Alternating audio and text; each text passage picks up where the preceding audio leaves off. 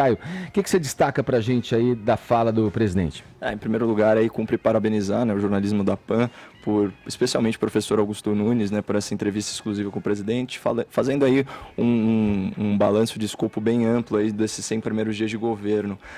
Eu acho que, vamos focar a análise aí no que é mais importante, mais urgente, que é a reforma da Previdência e a relação entre governo e Congresso. Abre aspas para o Jair Bolsonaro. Nós somos aqui um parceiro dos demais poderes. Nós devemos ouvir os parlamentares e buscar solução para suas demandas, que em grande parte passam por nós, assim como as nossas propostas passam pelo parlamento. Continua o presidente. Se eu me engajar mais a respeito da questão da Previdência e outros avanços legislativos, né, vão dizer que estou interferindo no poder legislativo. Nós somos 3 poderes independentes. Eu fui parlamentar por 28 anos e eu sei bem o que acontece lá dentro. E nesse tom ele complementa: eu não quero jogar dominó com ninguém lá em Curitiba. Aqui o presidente ele deu uma descrição do que é a articulação republicana, que a gente sempre fala, fundada no diálogo, para esclarecimento, aprimoramento e por aí vai. A gente tem que deixar muito claro que o voto parlamentar ele não pode estar condicionado a nenhuma vantagem pessoal ou política concedida pelo Executivo. Esse é o fim do toma lá da cá e, para mim, é a verdadeira revolução promovida por essa administração até o momento. Aí, falando sobre a Previdência, tem 2 leituras diferentes. Tem a que o presidente demonstrou na entrevista, quando ele fala o seguinte: se eu for pensar em reeleição, eu faria uma reforma light ou até não faria. Essa é a visão do presidente. Agora, o jornalista Lauro Jardim, na coluna dele no O Globo, dia 7 de abril, ele trouxe uma outra visão muito interessante que ajuda a gente a entender os movimentos do Congresso. Olha o que diz o Lauro Jardim. Alguns parlamentares de grande influência no Congresso têm dito reservadamente que aprovar uma reforma da Previdência que dê uma economia de 1 trilhão, como a proposta pelo governo, seria tornar Jair Bolsonaro invencível em 2022, dada a quantidade de investimentos que jorraria no Brasil.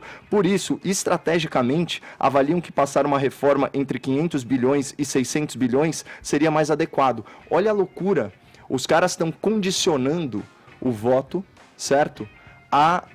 Aos benefícios, eventuais benefícios ao governo de turno.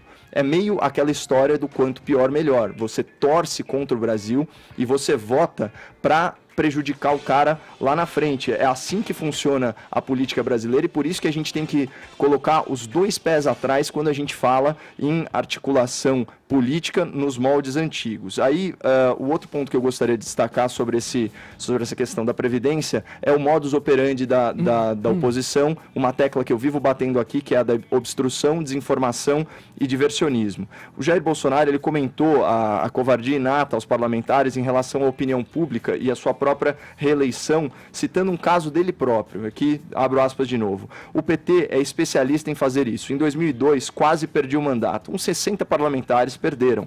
Apresentou-se uma proposta de reforma da CLT, eu votei favorável. Fomos massacrados. Supostamente, nós teríamos votado para acabar com o 13º, fundo de garantia, hora extra, licença para gestante, obviamente tudo mentira.